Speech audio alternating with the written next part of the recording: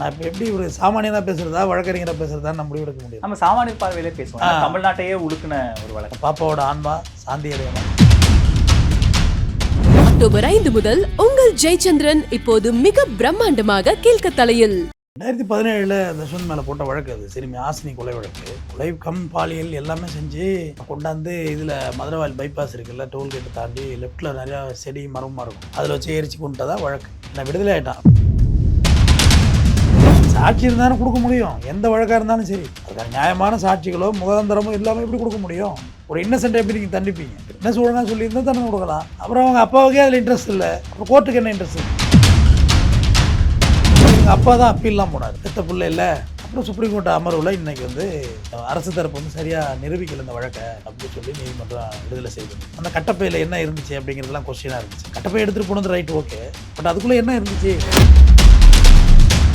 அடுத்தது அந்த இடத்துல மதுரவாயில் கொண்டு எரிச்சது வந்து கன்ஃபஸ் வச்சு தான் நீங்கள் எல்லாமே கொடுத்துருக்கீங்க. இவரோட ஒப்புதல் வாக்குமூலத்தை வச்சு தான் நீங்கள் வழக்கே ஆரம்பிச்சிருக்கீங்க. கன்ஃபஸ் வச்சு எப்படி நீங்கள் இவ்வளோ பெரிய ஜட்ஜ்மெண்ட் கொடுக்க போச்சு? நீங்கள் சொல்கிற மாதிரி அவரே கன்ஃபெஷன் இருக்குது, அவரே சம்பவ இடத்தை கூட்டு போய் எக்ஸ்பிளைன் பண்ணுறாங்க. எல்லாமே பதிவு செய்யப்பட்டு தான் குற்றப்பத்திரிகை தாக்கல் செய்யப்படுது. உயர்நீதிமன்றம் வரைக்கும் ஒரு தீர்ப்பு இருக்குது. உச்சநீதிமன்றத்தில் அதே டாக்குமெண்ட் தான் அங்கேயும் அவங்க சப்மிட் பண்ணியிருப்பாங்க. நான் இப்போ எப்படி ஒரு சாமானியனாக பேசுகிறதா வழக்கறிஞராக பேசுகிறதா நம்ம முடிவு எடுக்க முடியும்? ஓகே,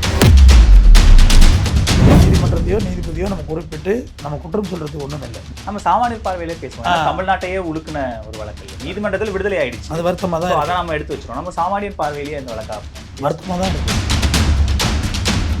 பாப்பா குழந்தை இறந்து போனது எல்லாம் உண்மை. இந்த பாப்பா வல்லுறவுக்கு ஆளாயிருக்கு, மிகப்பெரிய கொடூர செயல், மனிதத்தன்மை அற்ற செயல். ஆனால் இவன் செஞ்சானா இல்லையாங்கிறது தான் கோர்ட்டு பார்க்கணும்.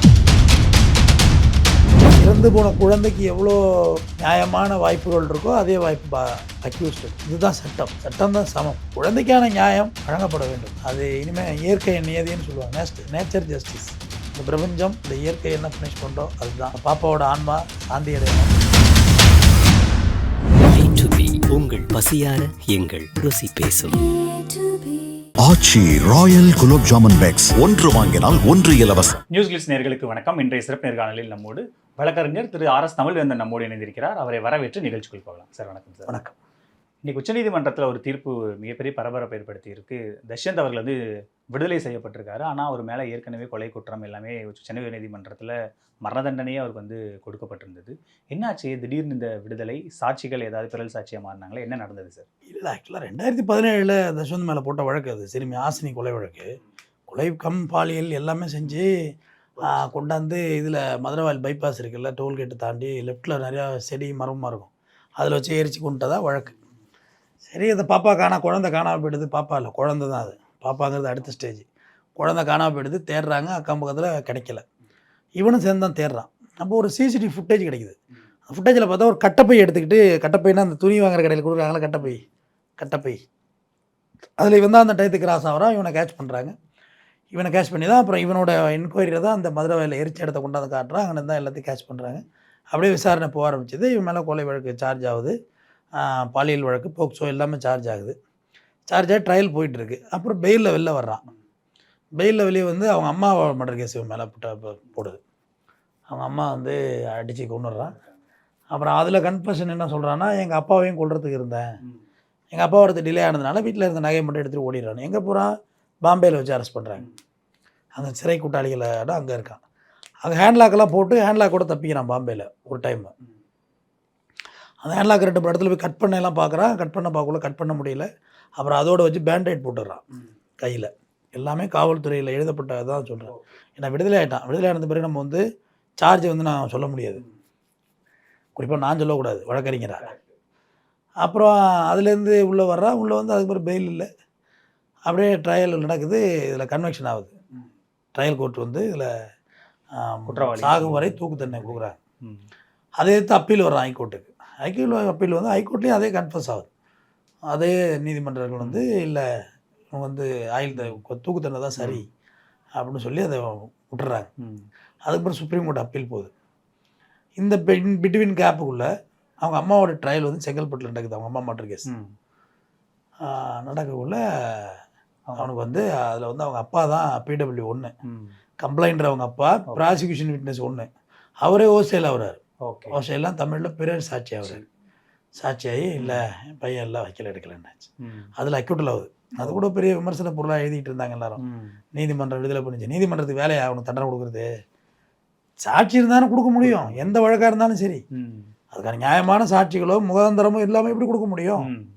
ஒரு இன்னசென்ட்டை எப்படி நீங்கள் தண்டிப்பீங்க? அந்த மாதிரி தான் கோர்ட்டுக்கு.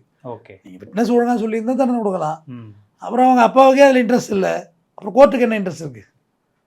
தனிப்பட்ட முறையில் கோர்ட்டு எதுலேயுமே இன்ட்ரெஸ்ட் எடுத்துக்காது. அப்புறம் ஏன்னா நீதிமன்றங்கிறது ஒரு எந்திரம் மாதிரி, அது அப்படி தான் செயினாக செயல்படும்.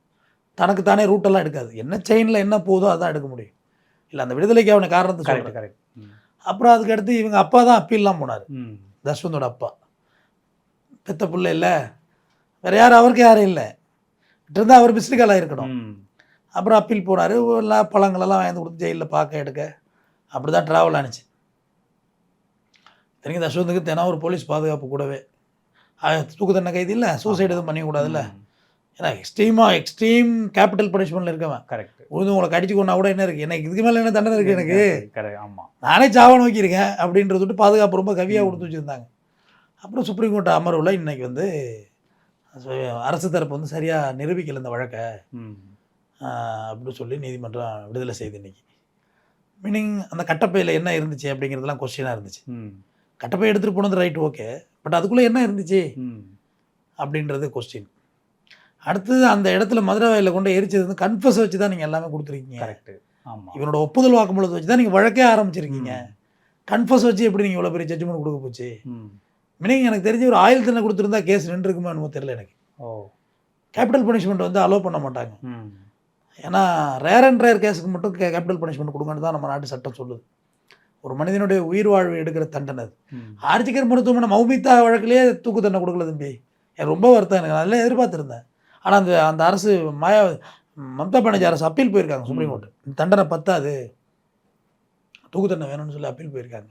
ஆனால் இந்த வழக்கு ரொம்ப சென்சிட்டிவான வழக்கு இல்லை. ஒரு சிறுமி பாலியல், அதுக்கப்புறம் கொலை, இதெல்லாம் ப்ளஸ் நீங்கள் சொல்கிற மாதிரி அவரே கன்ஃபெஷன் இருக்குது, அவரே சம்பவ இடத்தை கூப்பிட்டு போய் எக்ஸ்பிளைன் பண்ணுறாங்க. எல்லாமே பதிவு செய்யப்பட்டு தான் குற்றப்பத்திரிகை தாக்கல் செய்யப்படுது.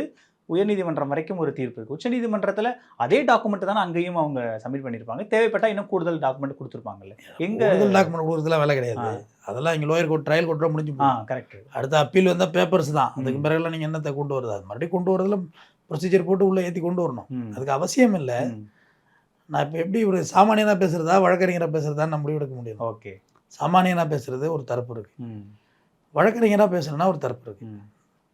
ஜட்ஜ்மெண்ட்டையோ நீதிமன்றத்தையோ நீதிபதியோ நம்ம குறிப்பிட்டு நம்ம குற்றம் சொல்கிறதுக்கு ஒன்றும் இல்லை. கற்றறிந்த நீதிபதிகள் அல்லாரன் ஜட்ஜஸ், அவங்களுக்கு தெரியாத விஷயம் எதுவும் இல்லை. ஒருமித்த பார்வையில் பார்த்தா விடுதலை பண்ணது வருத்தமாக தான் இருக்குது, மறுக்கலை. நம்ம சாமானியர் பார்வையிலே பேசுவோம். தமிழ்நாட்டையே உழுக்குன ஒரு வழக்கு இல்லை, நீதிமன்றத்தில் விடுதலை ஆயிடுச்சு, அது வருத்தமாக தான். அதை நம்ம எடுத்து வச்சிருக்கோம். நம்ம சாமானியர் பார்வையிலேயே இந்த வழக்கா வருத்தமாக தான் இருக்குது. மீனிங் 33 வருஷம் கழித்து டாக்டர் பிரகாஷ் சுப்ரீம் கோர்ட்டால் விடுதலை செய்யப்பட்டார். காட்டுப்பள்ளியில் பிட்டுப்படலாம் எடுத்து எல்லாம் பிரச்சனை ஒன்றுச்சு இல்லை. எத்தனை வருஷம்? 33 வருஷம் கழிச்சு. ஜான் டேவிட் நாவரஸ், ராஜீவ்காந்தி படுகொலை 27 வருஷம் கழிச்சு. அப்போ வந்து நம்ம எதையுமே வந்து எடுத்தோம் கவுத்தோன்னு பேசுறதுக்கு ஒன்றுமே கிடையாது. ராஜீவ்காந்தி தானாகவே செத்துட்டாரா? வெடிகுண்டு வெடிச்சது இல்லை கண்டிப்பாக, பட் அது வெடிகுண்டு இவங்களால வெடிச்சுதா இல்லையாங்கிறதான் கேஸ். இவங்களால இல்லைன்னு நீதிமன்றம் டிசைட் பண்ணுது, அவ்வளோதான் விஷயம். அந்த பாப்பா குழந்தை இறந்து போனது எல்லாம் உண்மை. அந்த பாப்பா வல்லுறவுக்கு ஆளாகிருக்கு, மிகப்பெரிய கொடூர செயல், மனிதத்தன்மை அற்ற செயல். ஆனால் இவன் செஞ்சானா இல்லையாங்கிறது தான் கோர்ட்டு பார்க்கும். சென்சிட்டிவ் கோர்ட்டுக்கு வேலை கிடையாது. உங்கள் கண்ணீரோ உங்களோட இதுக்கோ கோர்ட்டுக்கு எமோஷனுக்கு கோர்ட்டு இல்லை, கண்டிப்பாக இல்லை, டெஃபினட்டாக இல்லை. என்ன வாட் இஸ் வாட், என்ன பேப்பர் சொல்லுது, இது எப்படி இதுக்கு ஃபிட் இல்லையா? அதுமாரி ஒரு சுப்ரீம் கோர்ட்டு லோயர் கோர்ட்டு தண்டனையை கிரிட்டிசிசம் பண்ணாது. ஓகே, இந்த தண்டனை தவறு அப்படின்லாம் சொல்ல மாட்டாங்க. நாங்கள் இந்த வழக்கை விடுதலை செய்கிறோம், அவ்வளோதான். அதுதான் பார்வை, அப்படி தான் நம்மளும் பார்க்கணும். ஏன்னா நிறையா வழக்குகள் வந்து காவல்துறை சொல்கிறத வச்சு தான் ஒரு கேஸ் ஆரம்பிக்குது. ஒரு இன்ஸ்பெக்டர் ஆய்வாளர் வழக்கு போடுறத வச்சு தான் ஒரு கேஸ் பில்ட் ஆகி போகுது. அந்த வழக்கு எவ்வளோ ஹைட்டு நீங்கள் தூக்குறீங்கன்னா அவ்வளோ ஹைட்டு அதுதான் இவர் போட்ட கல் தான், கடைக்கால் போட்டது ஒரு இன்ஸ்பெக்டரு. அப்போ நம்ம அதை எப்படி பார்ப்பாங்கன்னு நீதிமன்றம் சரி பாதியாக தான் பார்ப்பாங்க. இறந்து போன குழந்தைக்கு எவ்வளோ நியாயமான வாய்ப்புகள் இருக்கோ அதே வாய்ப்பு அக்யூஸ்ட் இருக்கும். இதுதான் சட்டம், சட்டம் தான் சமம், எவ்வளோ ஈக்குவல். அவங்களோட பார்வையில் இது இந்த வழக்கு இந்த பார்வை இருக்குது, ஆனால் தன்னிலை விளக்கம் கேட்டால் கன்ஃபஷன் ஸ்டேட்மெண்ட்டு அவங்க இப்போ தர்ஷன் தரப்புல இருந்து கொடுக்கப்பட்டு தானே கீழ் கோர்ட்லேயும் ஹை கோர்ட்லேயும் அதுதானே ஒரு பெரிய விட்னஸாக எடுத்து தானே. இல்லை கன்ஃபஷன் ஸ்டேட்மெண்ட்டை வந்து பனிஷ்மெண்ட் அதை வச்சு கொடுக்கலாம்னு சொல்லி சுப்ரீம் கோர்ட் சைட்டேஷன் இருக்குது. கன்ஃபஷன் வச்சு கொடுக்கக்கூடாதுன்னு சைட்டேஷன் இருக்குது. ஏன்னா நீங்கள் என்ன மிரட்டி வாங்கியிருப்பீங்க கன்ஃபஷனை. ஓகே 10 போலீஸ் என்ன அடித்து எழுதி வாங்கியிருப்பீங்க சொல்கிறான்னு சொல்லி. ஸோ அது மாதிரி இருக்கணும். இப்போ இதில் வந்து இந்த கேஸ் விடுதலை ஆகிட்டு பார்வையாளர்களை நான் அதோட முடிச்சுக்கிறேன். நான் அதுக்கு மேலே அதில் பேச விரும்பலை.